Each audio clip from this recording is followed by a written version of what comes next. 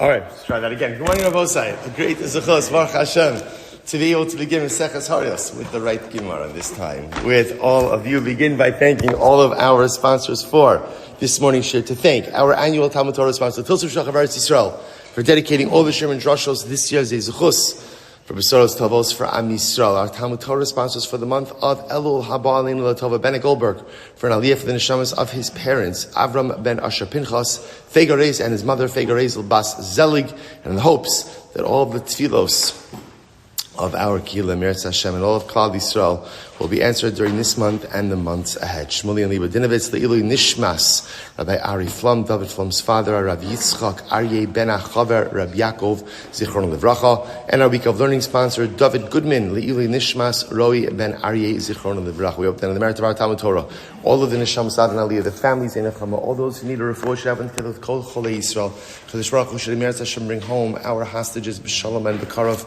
allow our holy soldiers to be successful, B'Chol Maaseh Yedeihem. But with that, let us begin. So Mazel Tov, first of all, Maseches Avodah Zarah. Again, Mazel Tov, Mazel Tov. What an accomplishment, so exciting. Baruch Hashem. And now we come to Maseches Horayos. Maseches Horayos, for those of you who are Daf Yomi veterans already, so you've seen it. And again, a very interesting, different kind of Masechta, as we will see. For those of you who haven't seen it, get ready, because it's exciting, it's fantastic, it's beautiful, it's incredible. Structured a little bit differently than some of the other Masechtas that we have seen. But Emir Hashem will expose us to a lot of really wonderful and incredible areas of halacha that perhaps we have not seen or not experienced up until now. So let us begin. Mishnah Beis Amud Aleph. Horu Beis Din La'avor Al Achas Mikol Mitzvos Ha'amuros B'Torah. Also, the dapim are a little bit bigger, as you may have picked up already. But again, it'll flow. Meretz Hashem. Haru based on la'avar al achas mikol mitzvos hamuros b'Torah. So we'll say here's the case, and this is going to be the central case that we are going to be preoccupied with, at least for today and a bit of tomorrow. Based in Paskin, and Based in made a mistake. And as a result of their mistake, ultimately, again, and they paskin as something that was aser, really was mutter. That was the mistake that they made. As a result, an individual went ahead and acted with this guidance, and therefore committed an avera. Take a look at the first Rashi on the daf. Horu Bezdin, kigon shahoru shechelev odam mutter. A simple case, Bezdin paskin that chelev, right, forbidden fat, or dam is mutter, or blood is mutter for consumption. Beis Din made a mistake, right? You're supposed to remember again, the notion of human infallibility is not one that exists within Judaism. Other religions have that concept.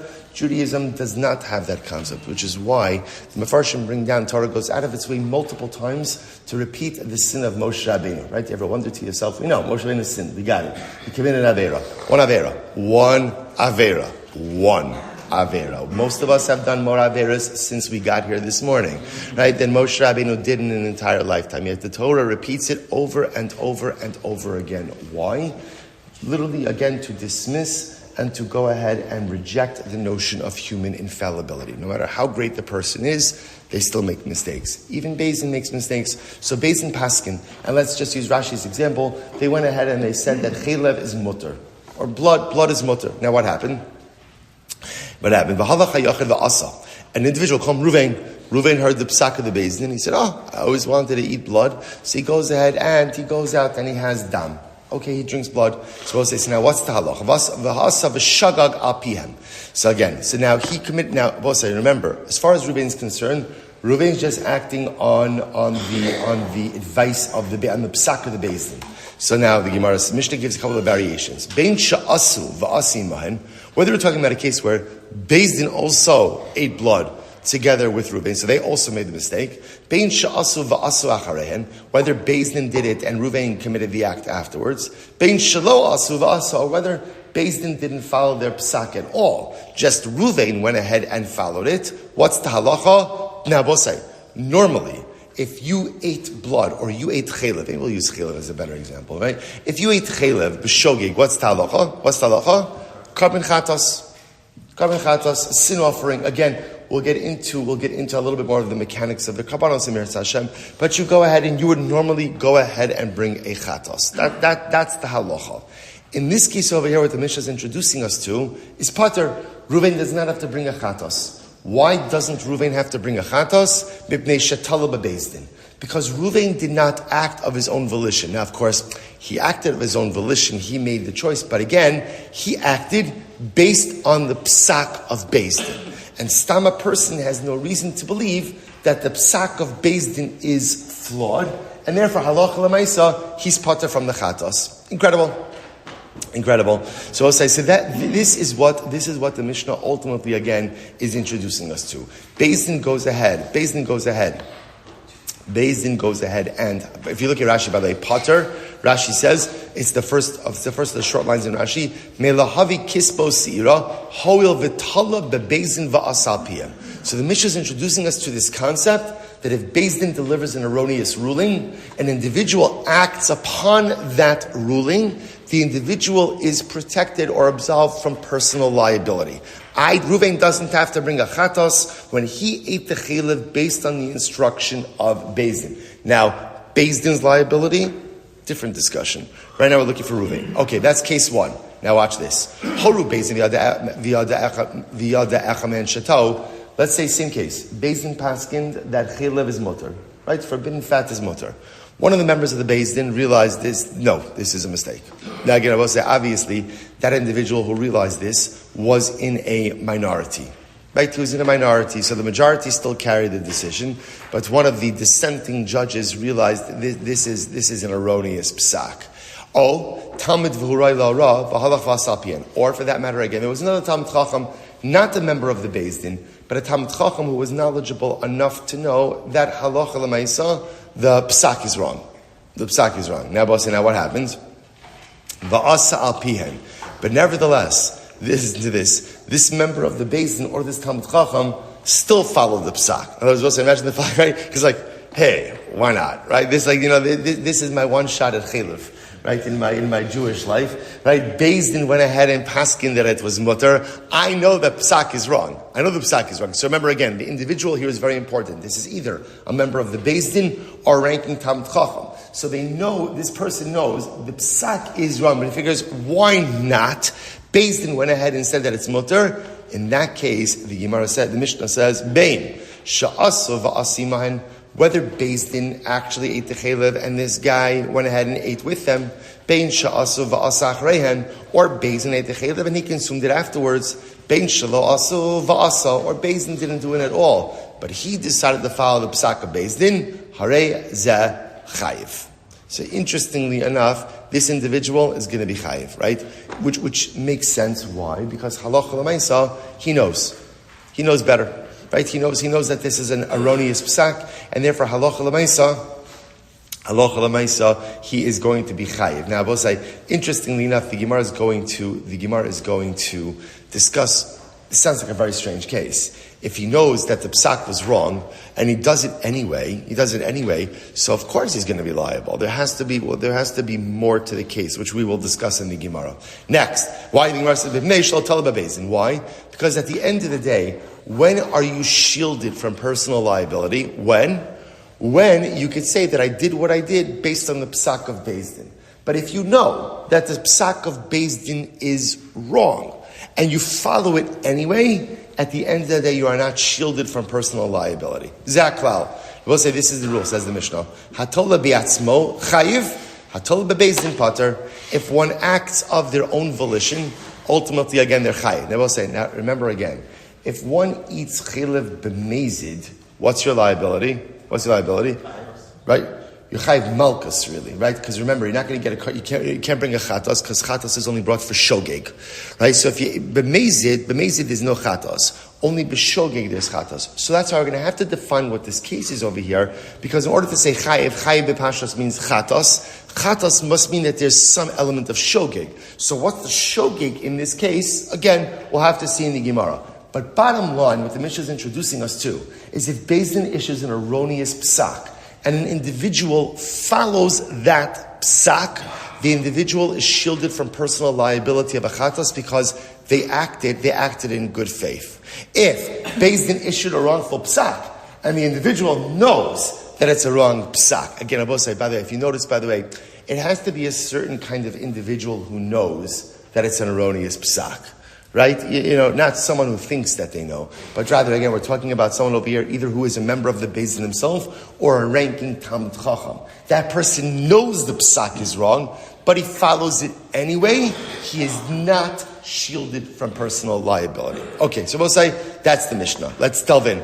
We'll say Mazel Tov, our first Mishnah in Horayos. Our first Mishnah in Horayos. Incredible. Amar Shmuel. Liolam, all right, celebration's over. Amar Shmuel, Liolam, ein bezin chayovin ad shomer lahen mutar matem. So I'll say, so now, we see Machlokes, Rav Shmuel and Rav Dimi, a little bit just about the mechanics of this. So now, I understand the principle, right? The principle I understand. So now, the shaila is, what exactly does Beis Din have to say when they deliver this erroneous ruling? So again, Amar Shmuel, Liolam, ein bezin chayovin ad shomer lahem mutarin atam.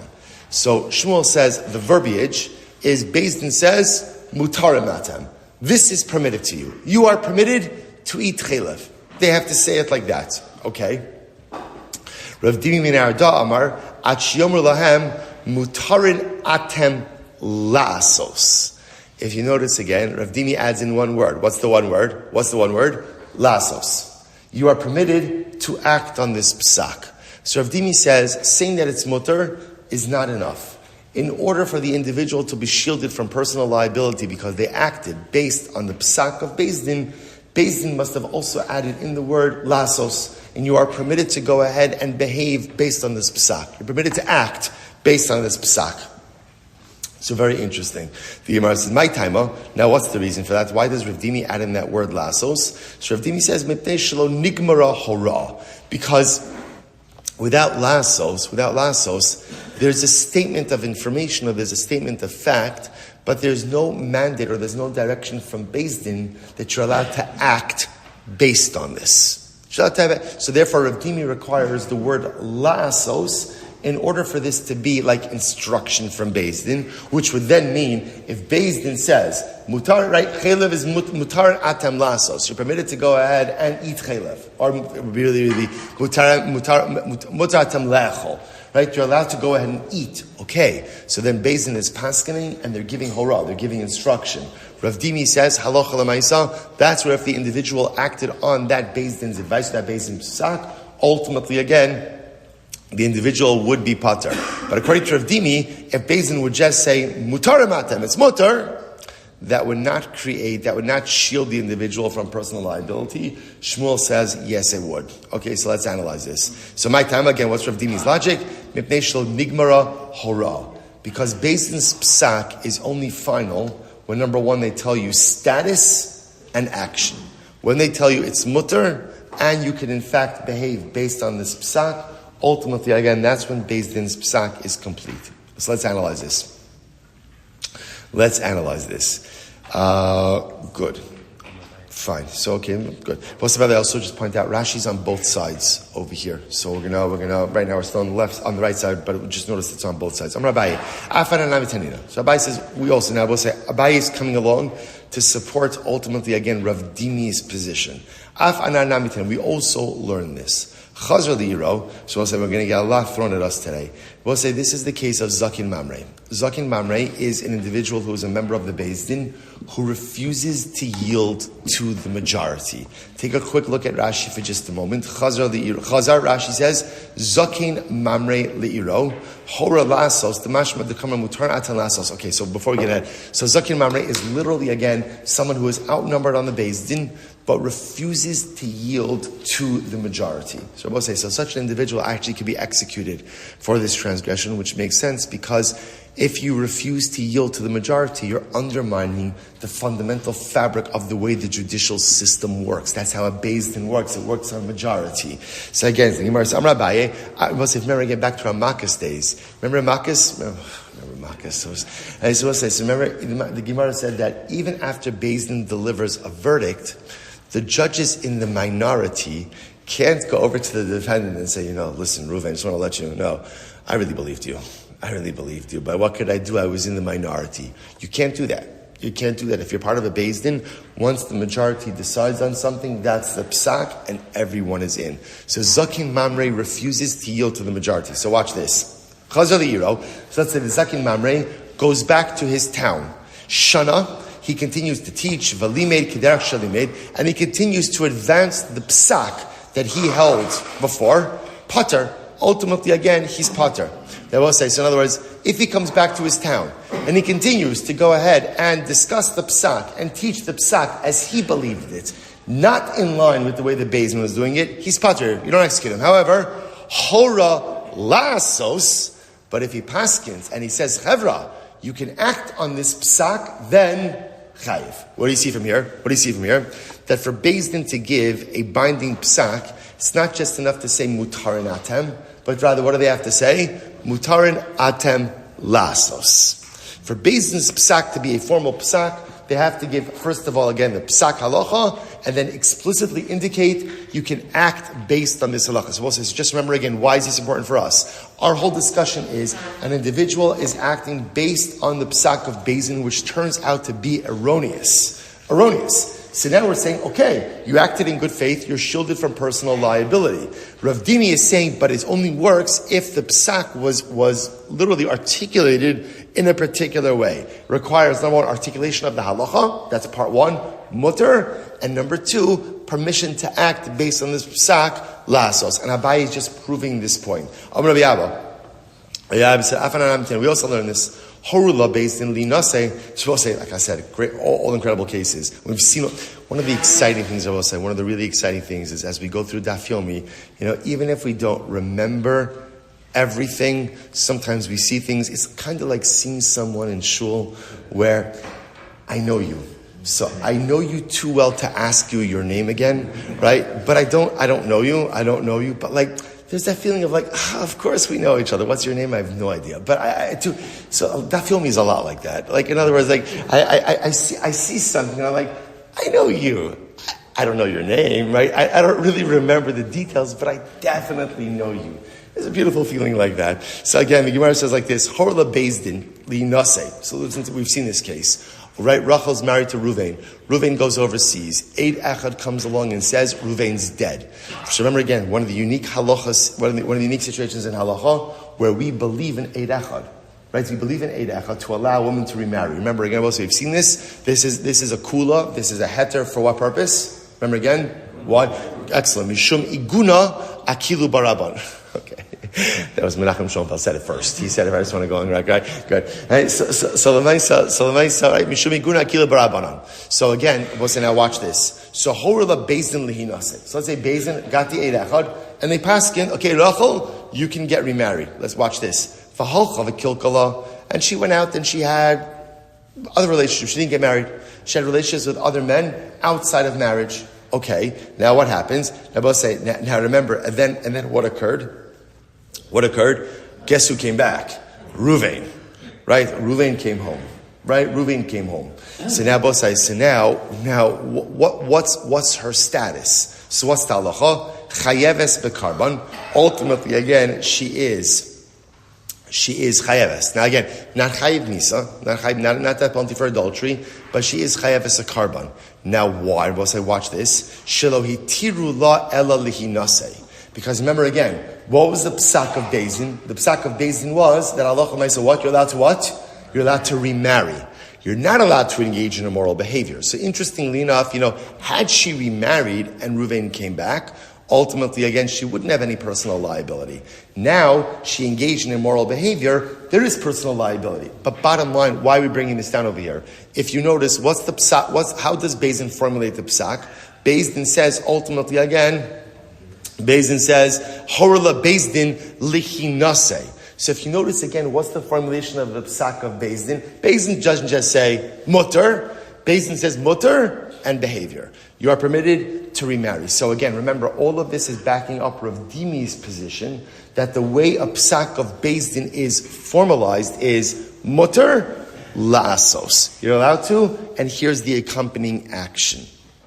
Ravina says, we also learn this. Horu based in lavar la'achas mikomis hamuras b'Torah.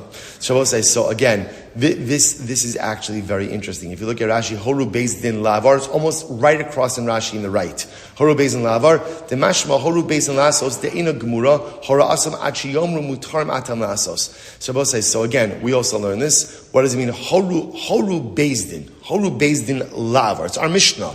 So if you notice, what's the lashon of the Mishnah?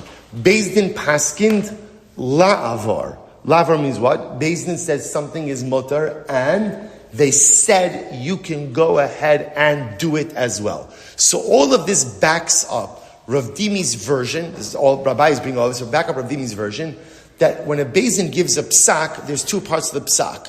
There's mutar, and you're allowed to act or act in a certain way based on this, and then. If Beis Din's ruling was erroneous, and an individual acted upon that, halacha l'maisa, they are shielded ultimately again from any personal liability. To which the Gemara says, Sulomidi, and there is nothing more to talk about this. We just had this, right? This is the Talmudic equivalent of the mic drop, right? That's it. We're done. We're done over here. Nothing more to talk about. Now, interestingly enough, there's an alternate version, an opposite version of this discussion. So, Amar Shmuel, Ein Beis Din chayavin achi yomer lahem mutarim atem lasos. Shmuel will say, now again, the positions of Shmuel and Rav Dimi are going to be exactly the same. Shmuel says that the formulation of a Beis Din is, all Beis Din needs to say is mutarim atam lasos. Right, so this is Shmuel. I'm sorry, a reverse attribution. In this version, Shmuel is the one who says that the lashon of the psak of the Beis Din is mutarim atem lasos. Shmuel has the one who has the mandate to put in the lasos.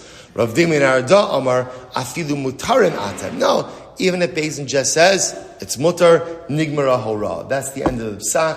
And halacha l'maisa, if an individual acted based on that, they would be shielded from personal liability. Amar Abaye. So now in this version, Abaye is asking a series of questions on Rav Dimi. In the previous version, Abaye was supporting Rav Dimi. In this version, he's questioning Rav Dimi, bringing all of the same proofs. Amar Abaye, v'halo tnan haki, but Rav Dimi, that's not how we learned, right? Chazer li'iro v'shana olimed kederach shalimed pater hora lasos chayiv.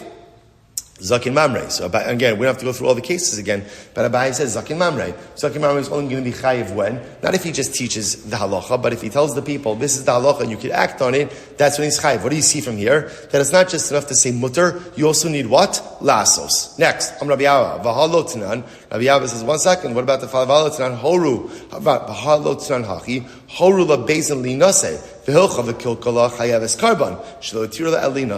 case, Beis Din gives instruction to the woman to remarry.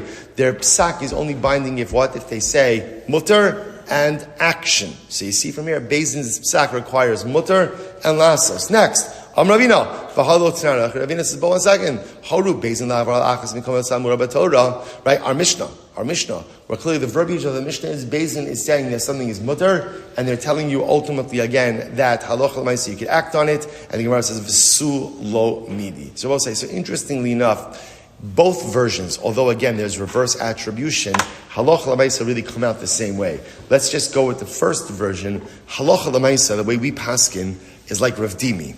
And therefore, again, just to understand, the way that Beis Din would normally go ahead and structure their psak is they would say mutter. Number one, again, they're ruling that it's permitted, and ultimately lasos, and give instructions that this psak behaviorally can be acted upon.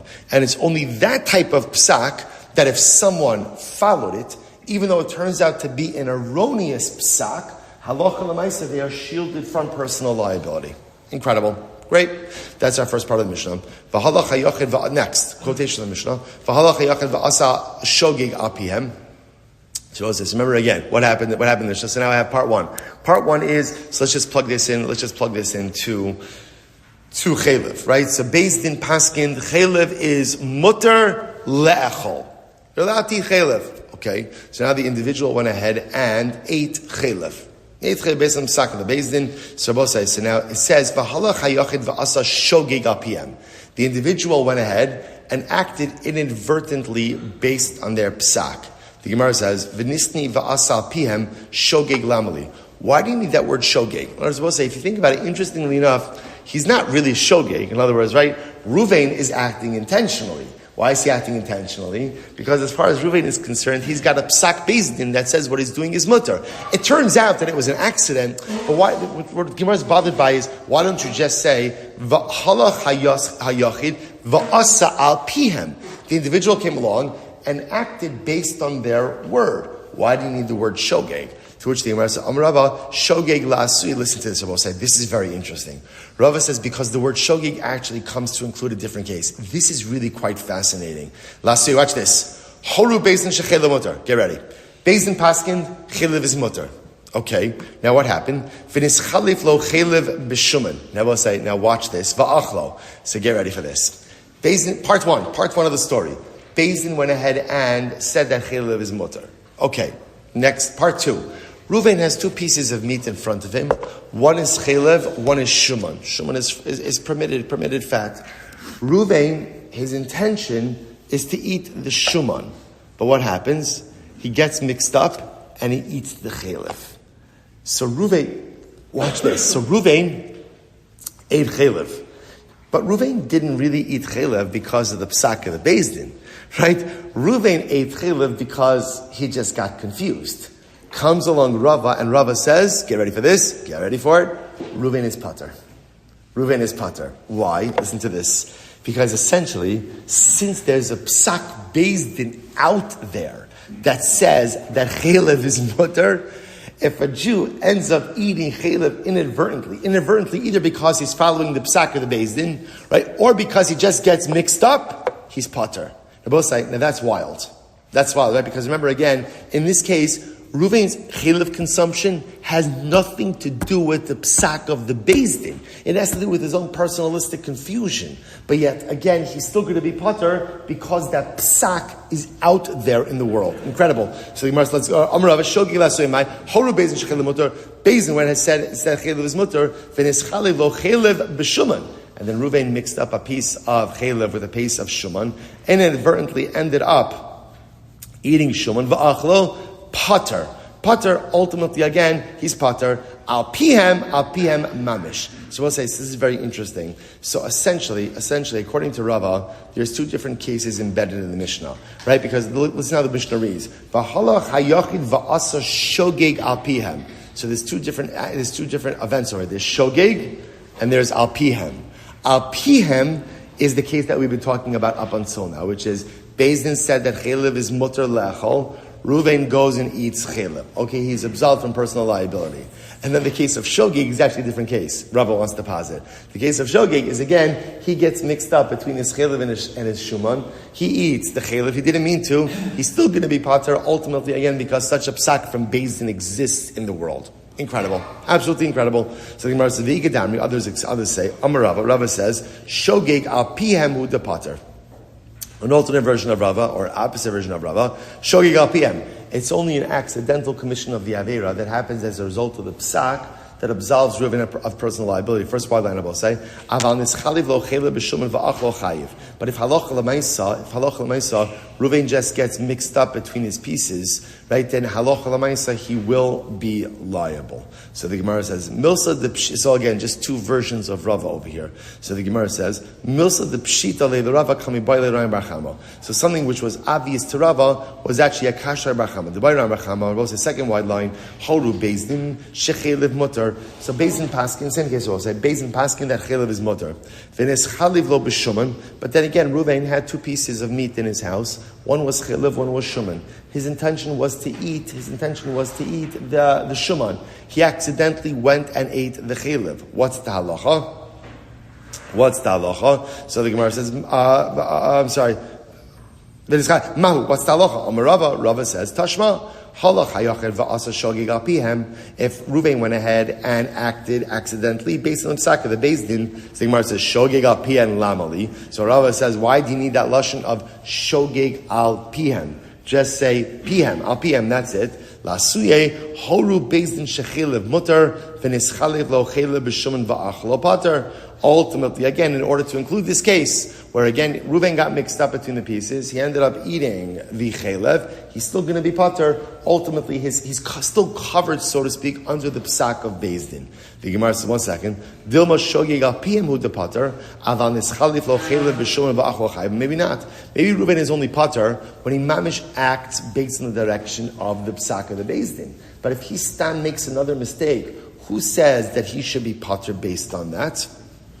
It should be chayiv. Eke de Amri, alternate version of this, Amar Rava, Tashma, halach yachid va'asa shogeg al pihem. So if an individual, Reuven, went ahead and acted b'shogeg based on the psak of Beis Din, so the Gemara says, my lav shogeg al pihem hu de pater. Isn't it only in a case where Reuven mamish acts based on the psak of the Beis Din that he's going to be pater? Aval nischalif lo chelev b'shuman va'achlo chayiv. But if halacha l'maisa, he mixes up the pieces, nothing to do with the psak of the Beis Din. He just has a mix up in his own house that he should be chayiv. Dilma o shogeg o apiyah. Maybe not. Maybe halacha l'maisa again. That's what the Mishnah is coming to say. There's really one of two cases. There's shogeg or al pihem. Ultimately, al piyah means he literally acts based on the psak of the Beis Din, and shogeg means he has his own mix-up at home. Incredible. So I just want to point out over here, so this is really fascinating, right? Everyone is agreeing that if Beis Din paskins, it is permitted to eat chelev, right? Mutter atem le'echol chelev. Or right, mutter and go le'echol chelev. So everyone agrees, if Reuven acts on that psak, he's going to be pater. He's going to be pater. The shaila jest is, if now Reuven has a mix-up in his home, 2 pieces, chelev and shuman, he wanted to eat the shuman. He accidentally eats the chelev. Is he chayiv or pater? So this is the machlokes. One opinion will say is chayiv. His inadvertent consumption of chelev has nothing to do with the psak of the Beis Din. Other version says, no, he's going to be pater, because once there's a psak of the Beis Din out there in the Welt, right, that chelev is mutter, ultimately, again, he's going to be covered by that. Incredible. So Gemara says, beplukta. In reality, this is part of a bigger machlokes. Horu Beis Din shechelev mutter. So listen to this. Beis Din paskin, Gemara is just pointing out, there's already a pre-existing machlokes.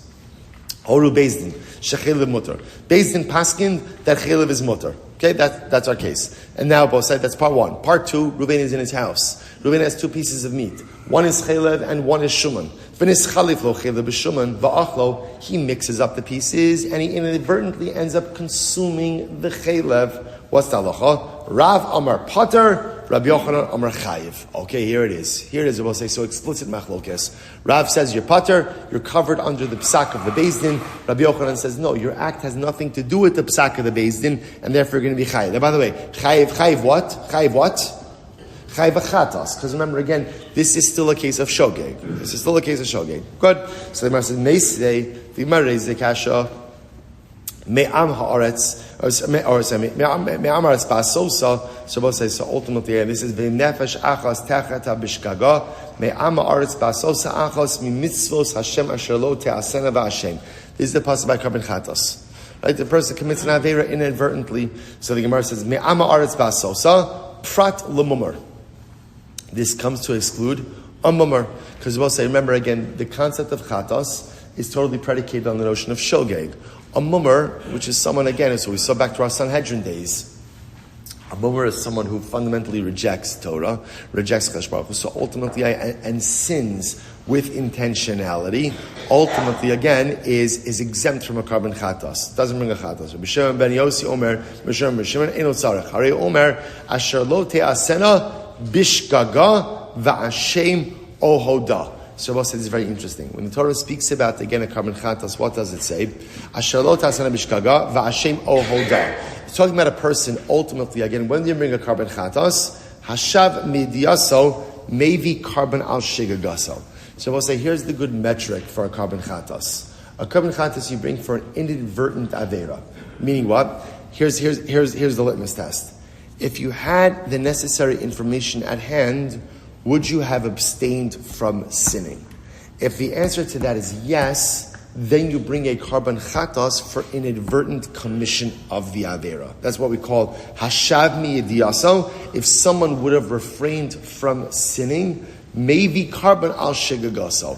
That's the type of person who brings a carbon chatas ultimately, again, for their inadvertent sin. Conversely, if someone had the knowledge but still would have sinned, they don't bring a carbon chatas. So obviously, who would this exclude? Who would this exclude? A mummer, lo shami diaso. If somebody would not refrain from or abstain from sinning because of this awareness, they don't bring a carbon on their shogeg. So that would exclude a mummer. Vim isa ha lo shav miyadiaso. Now, I will say, interestingly enough, applying this to our case over here, right? Applying this to our case. So, b'pashtus, our case is not a situation where one would have refrained even had they known, right? Remember again, Reuven is getting mixed up between the pieces. Even had Reuven known that the piece he was about to consume was chelev, he still wouldn't have abstained. Why wouldn't he? Why would he have not abstained? Why not? There was a psak bezdin. So 1 second. So why should you be chai v'chatas in this case? In other words, we'll say the metric for chatas is I bring a carbon chatas for committing an avera b'shogeg.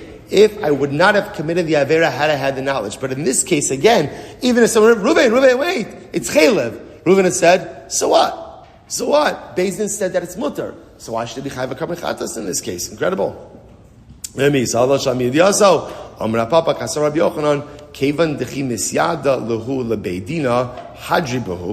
again, so really what I say is like this. Since when Beis Din finds out that their psak is erroneous, obviously Beis Din is going to walk it back. Hadar, so the Gemara says, Vohu nami hadar bey. And then when Reuven hears that Beis Din retracted their psak, obviously again, he's also going to retract his behavior. So therefore the Gemara says, Shami yaso karina bey. So essentially the Gemara says is like this. We still call this a case where if he had the knowledge, he would have abstained. In this case, it's just 2 steps removed. Had Beis Din found out that their psak is erroneous, they would have abstained from this behavior. And then when Reuven finds out that the psak of Beis Din is erroneous, he would have abstained. Therefore, this is called the case where if one had the knowledge, he would have abstained. That's why at least one opinion says he is chai v'chatas in this case. Amra Papa. I'm sorry.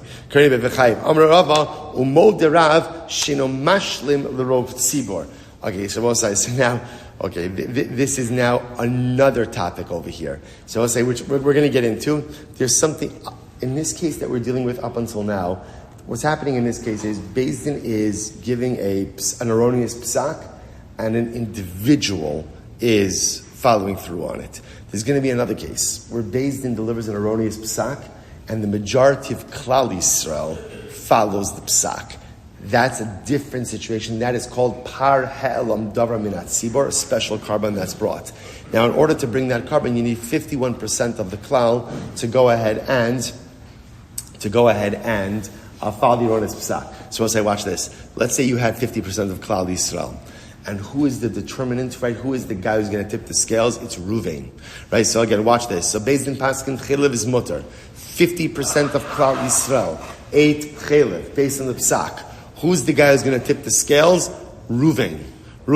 What does Reuven do? All eyes on Reuven. Reuven's sitting at home. He's got 2 pieces in front of him, chelev and shuman, right? And he means to eat the shuman, the permitted piece, but he ends up eating the chelev. Everyone agrees that Reuven does not count towards the total. Right? Interesting. Reuven does not count towards the total. Why? Now, why is that? Because deep down, what you can't ignore is that what? That Reuven is not acting based on the psak of the Beis Din. Reuven's just doing his own thing. So even if we could say that Reuven's personal liability, or Reuven is absolved from personal liability because of the psak of the Beis Din, let's say for calculating the 51% for par ha'elam davar min hatzibor, you can't say that Reuven is acting based on the psak of the Beis Din. Okay. And Rav Amrava, my time, what's the reason? Bishgaga. Achi kulon bishgaga achas. Because for par helam davar min hatzibor, for that 51%, everyone has to be acting in the same shogeg capacity. Therefore, again, Reuven is acting in a different shogeg capacity, and he can't be counted. Again, separate halacha. So we'll say, so bottom line, interestingly enough, what we end off with over here is a fundamental machlokes. And what is that fundamental machlokes? Halacha l'maisa, if Reuven went ahead and ended up eating chelev, not because of the psak of the Beis Din, but because he got confused himself, halacha l'maisa, is he liable or not? On one hand, One opinion says liability because his chiyuv of consumption has nothing to do with the psak of the Beis Din. On the other hand, there is, in the Welt, right, in the world, there is a psak of Beis Din that says chiyuv is mutter. Does that psak absolve him or not? Fundamental machlokes. Again, we'll see the Rambam on that. Next. Bein sha'asu va'as iman, lamali lemisna kalani. So remember again, the Mishnah brought down like a whole bunch of variation of cases. So Beis Din said chiyuv is mutter, and then it said whether he did it together with Beis Din did it first, and then he did it. Then Beis Din, he did it by himself. So what do you need all these cases for? To which the Gemara says, so again, I didn't say in the beginning of the Mishnah why lozu afsu katani. So we'll say, so lozu afsu is a stylistic version of the Mishnah, where the Mishnah sometimes just includes a lot of information, even though you don't need to say all of it. It's understood. Ela seifa but the end of the Mishnah is coming to highlight liability. Why do I need all the cases? Or the cases should really be framed in the reverse. So we'll say Amid Beis, to which the Gemara says zu bein sarach lamar zu katani. So again, another stylistic idea that sometimes the Mishnah will say this even though I didn't need to say something else. Again, bottom line, there is additional information listed in the Mishnah, which is just the stylistic reality of the Mishnah. Sometimes, again, even though I could extrapolate the cases from each other, it's interesting. Sometimes the Mishnah will rely on me to extrapolate, and sometimes the Mishnah will just give a lot of additional information. Fine. Okay, so let's remember again. What was the next case? The next case in the Mishnah. Beis Din delivers the erroneous psak. You're allowed to eat chaylev. One of the members of the Beis Din, or a ranking Talmid Chacham, in the galley of the Beis Din, realizes that this is an erroneous psak, but he nevertheless relies on it and he eats chaylev. What's the halacha? He's chayiv. Ultimately, again, this individual ultimately again is going to be chayiv. So says the Gemara, watch this. So we'll say, if you notice, by the way, how did the Mishnah refer to these individuals? Either, right, Talmid Chacham v'ra'oi lehora. Interesting. Person is a Talmid Chacham and fit to deliver judgment. Why do you need both of those statements? The Gemara says, Tarti lamali, amarava itzterich sa'adait cha'amina hani mili gomer v'saver. I would have thought to say that the only type of person who is not allowed to rely on the psak of the Beis Din is who? Someone who is gomer. Gomer means learned. And savir, Rashi says, mevin davar mitoch davar. Someone who is able to extrapolate and ultimately, again, apply knowledge to different areas. In other words, maybe we're only talking about someone who really is fit to be a dayan. Fit to be a dayan. Aval, gomer velo savir. But if someone has a lot of knowledge, but they don't know how to extrapolate, lo. In other words, maybe you have to have both of these qualities in order to be exempt from personal liability. Amalei Abaye, so Abaye says, lahora, kamer v'saver mashma. Well, it's not true because the Mishnah itself says, roi lahora. Who is a person who is roi lahora? A person who is both gamir, learned, and savir, knows how to extrapolate the information and apply it one scenario to another. This is what I meant to say. If it would have just said me'orah, I would have thought like this. It's only someone who's both gamir and savir. Aval gamir v'lo savir lo. But perhaps if you don't have both of these qualities, then maybe you would be exempt from personal liability if you're allowed on the Beis Din. Tana roi lahora. Mishnah Yiseh afilu gamer v'lo savir v'lo gamer. Shavuot say incredible. Therefore, again, the Mishnah used the lashon of hora. Hora actually is coming to the limit to say, as long as someone is either gamer or savir, you know a lot of information, or you know how to extrapolate. In other words, if you have the ability to know with certainty that this psak is wrong, and you rely on it, you are not shielded from personal liability. Incredible. So the Gemara says, Kigon man. Who's a good example of this? Right? Who would be a good example of someone where if they relied on the psak of the Beis Din, they would not be shielded from personal liability? Kigon man. Amarav Kigon Shimon ben Azai v'Shimon ben Zoma. Okay. Like Shimon ben Azai, Shimon ben Zoma. Like these individuals. Amalei Abaye. I will say, if you look at Rashi, Rashi says over here on the right hand side, Kigon Shem ben Azai Shem ben Zoma Shayoshvin Lifnei Chachamim Vayiroyin Lahora. These were Talmidei Chachamim who would like sit before the Dayanim. They would sit in front of the judges in the Beis Din, and they themselves ultimately again were fit to be judges. This is the type of person the Mishnah is talking about. Amle Abaye Ki I Gavna Mezitu. And I will say, here's the problem. Okay, so let's at least begin this, and I alluded to this in the Mishnah before. Here's the problem. If you have a person like Shimon ben Azai and Shimon ben Zoma, who obviously, again, both sides were ranking sages, and they hear the Beis Din say that chaylev is mutter. Chaylev is mutter. They know it's wrong.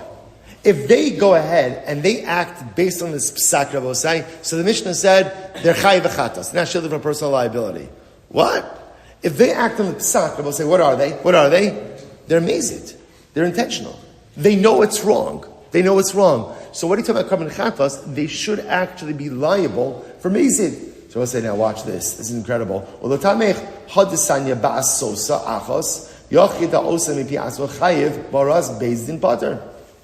Yeah, also the pasuk says, if an individual does of his own volition, he's chayiv.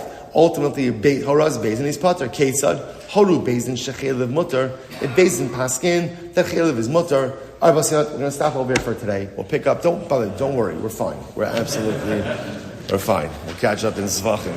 You know. All right. I say good. Shkoyach everyone. Sorry for today. So again, stop mid discussion, but again, a lot of good stuff. We'll pick up with the Talmud Chacham case tomorrow. Shkoyach everyone. All right, everyone, have a great day. And we'll say Mazel Tov on starting with Second Horayos. Remember, I don't know about the Gemara. Our Gemara is printed much smaller. So the pages are kind of